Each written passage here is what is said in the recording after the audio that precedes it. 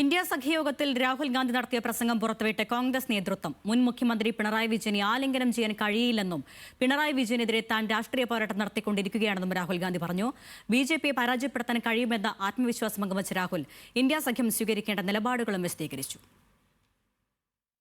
DMK-ക്കെതിരെ കോൺഗ്രസ് സ്വീകരിച്ച സമീപനത്തിനെതിരെയും നിയമസഭാ തെരഞ്ഞെടുപ്പ് കാലത്ത് CPIM-നെതിരെ ഉന്നയിച്ച ഡീൽ ആരോപണത്തിനെതിരെയും ഇന്ത്യ സഖ്യയോഗത്തിൽ കടുത്ത വിമർശനം ഉയർന്നിരുന്നു. അതിനുള്ള മറുപടി അടക്കം രാഹുൽ ഗാന്ധി നടത്തിയ പ്രസംഗമാണ് കോൺഗ്രസ് പുറത്തുവിട്ടിരിക്കുന്നത്. വിമർശനങ്ങളെ സന്തോഷത്തോടെ സ്വാഗതം ചെയ്യുന്നുവെന്ന് പറഞ്ഞാണ് രാഹുൽ പ്രസംഗം തുടങ്ങുന്നത്. BJP-ക്കെതിരെ പോരാടുമ്പോൾ സഖ്യകക്ഷികൾക്കിടയിൽ പ്രാദേശികമായ വിയോജിപ്പുകൾ ഉണ്ടാകുമെന്നും ഇത്തരം ഘട്ടങ്ങളിൽ കൂടുതൽ അയവുള്ളവരാകണമെന്നുമാണ് രാഹുലിന്റെ നിർദ്ദേശം. ഇതിന്റെ തുടർച്ചയായാണ് പിണറായി വിജയനെ കെട്ടിപ്പിടിക്കാൻ ആവശ്യപ്പെട്ട അതിന് കഴിയില്ലെന്നും അദ്ദേഹവുമായി രാഷ്ട്രീയ പോരാട്ടം തുടരേണ്ടതുണ്ടെന്നും രാഹുൽ ഗാന്ധി വിശദീകരിക്കുന്നത്.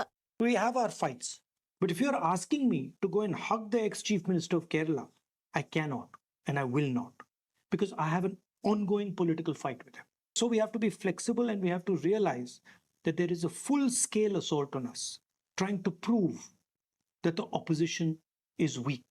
RSS-നോട് ഒരു കാരണവശാലും വിട്ടുവീഴ്ചയില്ലെന്ന് വ്യക്തമാക്കിയ രാഹുൽ പഴയ രാഷ്ട്രീയ തന്ത്രങ്ങൾ ഇനി ഫലിക്കുന്നില്ലെന്നും പ്രതിരോധമാണ് വഴിയെന്നും രാഹുൽ സഖ്യകക്ഷികളോടായി പറഞ്ഞു. നിയമ സംവിധാനങ്ങളും അന്വേഷണ ഏജൻസികളും തെരഞ്ഞെടുപ്പ് കമ്മീഷനും BJP അധികാരത്തിൽ നിലനിർത്താൻ ഒന്നിച്ചിരിക്കുകയാണ്. പക്ഷേ ഈ സർക്കാർ അതിജീവിക്കില്ലെന്നും ഒന്നിച്ച് പ്രതിരോധിച്ചാൽ BJP-യെ തോൽപ്പിക്കാൻ കഴിയുമെന്നുള്ള പ്രതീക്ഷ പങ്കുവച്ചാണ് രാഹുൽ പ്രസംഗം അവസാനിപ്പിച്ചത്.